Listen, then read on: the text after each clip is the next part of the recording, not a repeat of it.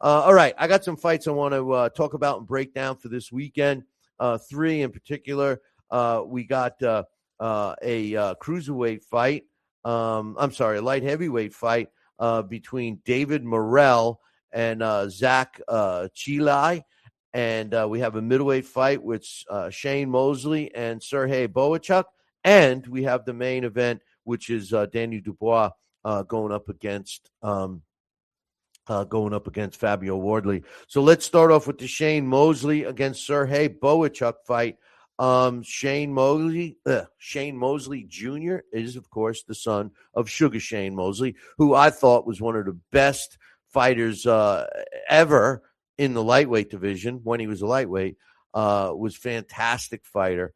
But anyway, this is his son, who is nothing like his father. Okay, let's be honest. He's nothing like his father. He's a middleweight. His record, 22 wins, with 12 wins coming by knockout. He's got 5 losses. Like his opponent that he's going to be facing in Sergey Bohachuk, one of his losses was at the hands of Brandon Adams, and that took place in 2018. It was a 10-round decision. He's 35 years old, 4 years older than his opponent. He's 6'1", and he's got a 77-inch reach. He's got a 2-inch height and a 4-inch reach advantage going into this fight. He's ranked number 27 in the world by the computer. The WBA has him ranked at number 7, and nobody else has him ranked anywhere, including The Ring or ESPN. The IBO Top 100 computer has him at number 3. His best wins, 10-round decision over Mario Lorenzo. That took place in February of 23. He stopped Demetrius Ballard in 7 rounds in June of 2023. He won a 10-round unanimous decision over former world champion Daniel Jacobs back in July of 24. And he's actually coming off a loss. He lost a 12-round unanimous decision against Jesus Ramos in his last fight. That was December of 2025. Now he steps in the ring with Sergey Bohachuk, who's a former world champion. You got to count interim champion, I guess, today. He's got a record of 27 wins, 3 losses, one in which he was stopped. 2 of his losses came at the hands of Brandon Adams, my man Brandon Adams. In 2001, he was stopped in the 8th round, which is his only stoppage of his 3 losses, and he lost a 10-round decision to Brandon Adams in September of 2025. He also lost a very close majority decision to Virgil Ortiz in August of 2024. He's got some good wins. He's got a first-round annihilation of Patrick Alate in July of 2023. He won a 12-round decision over Brian Mendoza in March of 2024, in which he won his junior middleweight title. He stopped Ishmael Davis in 2024, and he won a 10-round decision over Mikhail Fox in May of 2025. The computer ranks him at number 6. The WBC ranks him at number 6. The WBO ranks him at number 5. He's not rated in the IBF, the WBA, or ESPN. IBO's top 100, number 6. How do I think this fight's going to go? Well, Bohachuk has been in there with some tough fighters. Shane Mosley. Oh, and by the way, Bohachuk, who seemingly has been around forever, is actually 4 years younger than Shane Mosley. How do I think this fight's going to go? I think Bohachuk will be, unless Bohachuk age, overnight, and he's coming off a win, unless he's just is not the same guy he was in February of this year. I don't see him having much problem against Shane Mosley Jr. I'm picking Sergey Bohachuk in that one. In the light heavyweight division, a name that we talked about earlier in this show pertaining to David Benavidez is David Morrell. And David Morrell is taking on Zach Chilai in a fight this weekend as well. David Morrell, 12 wins, 1 loss, 9 of his wins coming by knockout. His only loss was close in my opinion. not by the scorecards, but it was close, in my opinion, to David Benavidez. He's 28 years old, which will be the same as his opponent. He's a Cuban fighter, which is important, and I'll get to in a minute. He's a southpaw. The height and reach is about the same. The computer ranks him at number 2.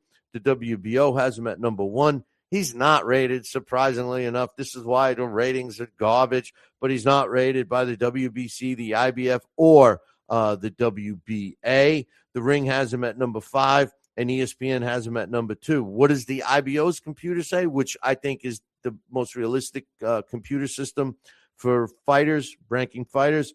They got him at number 2. And he steps in the ring. Forgot his best wins. He had a third-round stoppage over Mike Ivonsky in 2020. In 2021, a fourth-round stoppage over Antez Fox. And in December of 23, a second-round stoppage over Sina Agbeko. And, he wasn't known as a knockout puncher, and his best wins were 3 knockouts, right? 9 knockouts, 75% KO ratio. Now, he steps in the ring with Zach Chilai, and Chilai's got a record of 16-0, 3 losses and a draw. 8 of his wins coming by knockout, and his 3 losses, he's never stopped. He is an orthodox fighter, and as you know, David, or maybe you don't know, David Morrell is a southpaw fighter. I honestly never saw Zach Chilai fight. Don't know how many southpaws he fought. They're about the same height. The computer ranks him at number 64. IBO top 100, number 63. Not rated anywhere else, any sanctioning bodies or anything. His best wins in June of 22, he had a 10-round decision over Jermaine Brown. In February of 2023, he had a 10-round decision over Anthony Sims. And in January 2024, he had a 12-round decision over Jack Cullen. Anthony Sims and Jack Cullen are 2 known guys. I must have seen him fight. I just don't recall the name. But how do I think this fight's going to go? David Morrell all the way. David Morrell is a talented fighter. I know he seemingly struggled in his last fight. He won by a split decision. But I think we're going to see an improved David Morrell, more of a version of that. Let me tell you this. If we don't, David Morrell's career is going to go in the toilet. So I'm picking Morrell in this one. All right, in a big fight, and it's especially big for me because I love this fight. There's nothing about it that I don't like. And, I was psyched about it since they announced it. And that, of course, is the Fabio Wardley going up against Daniel Dubois fight. And, look, Fabio Wardley is being regarded right now as a granite-chinned power puncher, a top guy. I mean, the only other guy that they talk about more than him is Moses Ituma. I got and this is a comment that I'm going to agree with.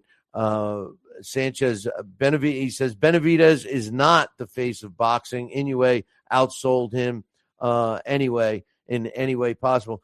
I don't know if we can really say that Inoue is more of a face of boxing than Benavidez. I don't agree. I mean, I do agree that he's not the face of boxing, but Inoue unfortunately fights so much in Japan. I think that's the Inoue fight against Bam Rodriguez. The winner will be the face of boxing, and in my opinion. But anyway, back. Stop distracting me. Back to the fight. Fabio Wardley is the WBO champion. He was the interim champion until Alexander Usyk gave up the belt, and he became the regular old WBO world champion. He said publicly that he doesn't feel like he won the title in the ring, and that's why he's going to fight so well against Daniel Dubois this Saturday. Wardley, he's got 20 wins, no losses, and 1 draw, and 19 of his wins coming by knockout. So it's a 95% knockout ratio. The height and reach is about the same. He's actually older. He's 31 years old. It's pretty pretty amazing to think of him being 3 years older, considering how long it seems Daniel Dubois has been around. The computer ranks him at number 3. ESPN has him at number 1, and I'm sorry, Ring has him at number 1, and ESPN has him at number 3, like the computer, of course, because he's the WBO champion. He's not rated anywhere else. His best wins, okay? This is the facts on him. And don't get me wrong, I love Fabio Wardley, and I hope that he could be the face of boxing. He's a really good representative of the sport, in my opinion.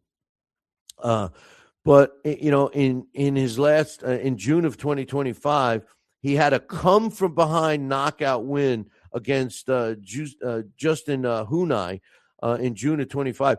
If you watch that fight, he was losing all the way up until he came and knocked out Hunai, which, had a, conditioning issue in that fight that he seemingly overcame in his last fight. So that was one of his big wins. And then after fighting to a draw, a slugfest with Frazier Clark, they had an immediate rematch, and he blew him away in the first round. That fight put him on the map, in my opinion. And really, I mean, he fought Hunai after that. And then his big fight that he got and, has catapulted him into world championship was his 11th round knockout over Joseph Parker. Now he steps in the ring with Daniel Dubois, and Daniel Dubois, it's the tale of Daniel Dubois.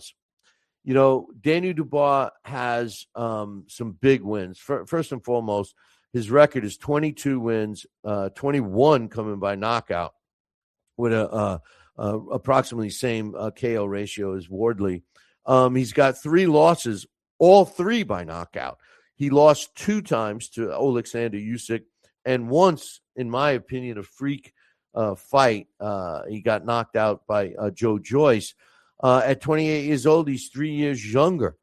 He's got a couple more fights, 4 to be exact. He's a former world champion. Computer has him at number 4. WBO has him at number 3. Ironically enough, which shocks me, but maybe not, because the sanctioning body ratings are BS. But the WBC, the IBF, or the WBA don't even have him ranked. Now, you can accept that when he's a champion, but he's not a champion. Ring has him at number 4. ESPN has him at number 2. And the legitimate computer has him at number 2 as well. Now, his best wins in 2022, despite being down not once, not twice, but 3 times, and it was a good thing there was no 3 knockdown rule in effect. In the very first round, he came back to knock out Kevin Lerena in 3 rounds. He also stopped a top heavyweight right now, Filip Gervik, in 8 rounds in June of 24.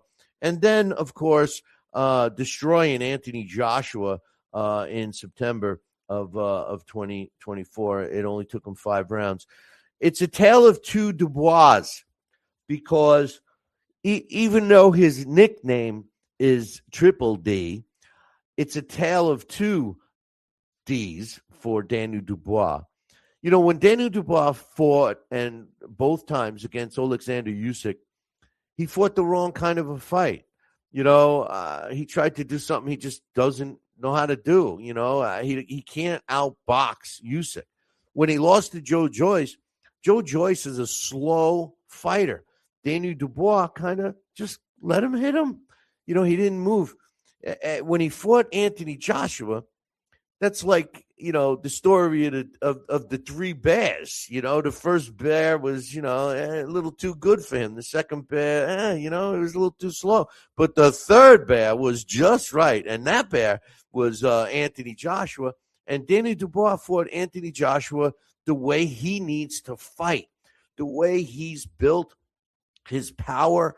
The way he comes in, it's either kill or be killed when he fights like that, similar to a Mike Tyson. I'm not comparing him to Mike Tyson because I just wouldn't. I love Mike Tyson. Not that I don't like Daniel Dubois, but he needs to fight that way. So it's really hard to pick this fight for me, because if I could know for sure that he would come in and fight like he fought Anthony Joshua, I say he stops Wardley.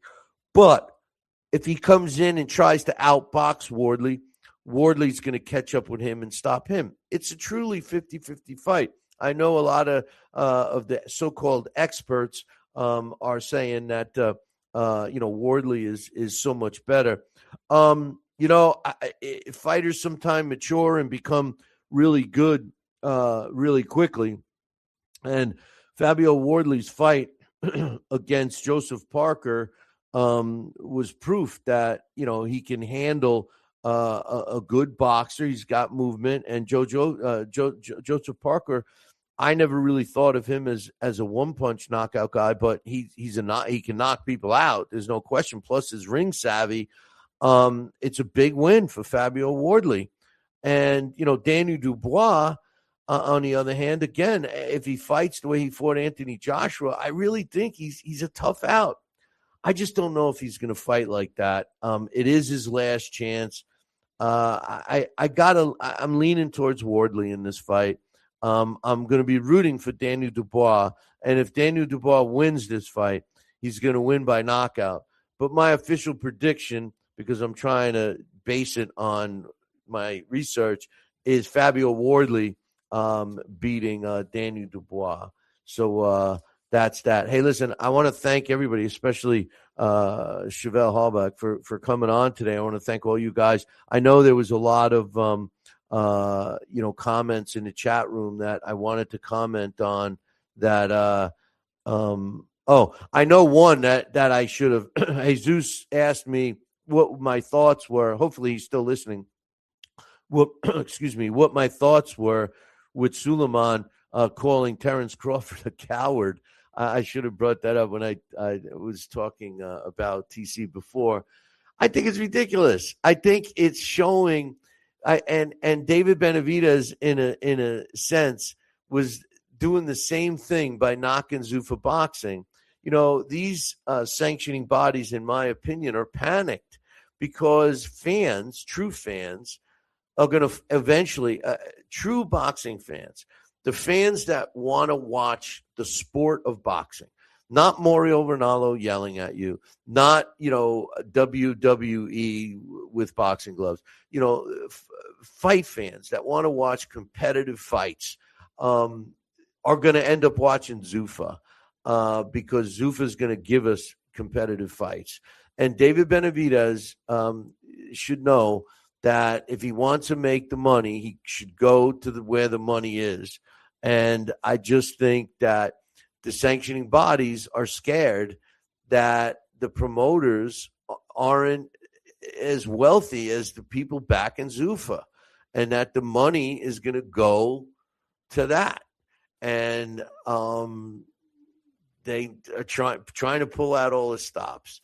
Trying to make the fight with Canelo because they want Canelo to get another payday. They were even saying that they would give 80%, 20% of the money to Crawford. That's how much money they think that they could generate from a rematch. And I say more power to you. More power to you, Terrence. That's why I love you. Anyway, don't forget, mark it down. If you're not in the Florida area, St. Pete area, Tampa, St. Pete area, Friday, June 5th, Saturday the 6th, and Sunday the 7th to attend the Florida Boxing Hall of Fame in person, which, I was talking to Ray Mercer today. I'm going to see if I can get him to come on down. I'll talk to the powers that be. But anyway, it's a great time.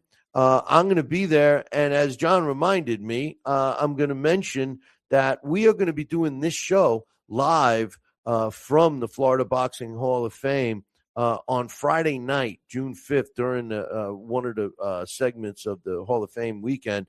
We'll start at 7 p.m. So we'll see you then. Make sure you tune in for that. Okay, man. I was agreeing with Sanchez here. And then he says Crawford can't sell a chicken wing dinner. Okay. Crawford's got. Okay, that's a silly statement. But anyway, hey, listen, there's no show next week. We will be returning Wednesday, May 20th. So mark that one down. So make sure you tune in May 20th. Same bat time, same bat channel. Until then, I'll leave you with this. Ciao, baby.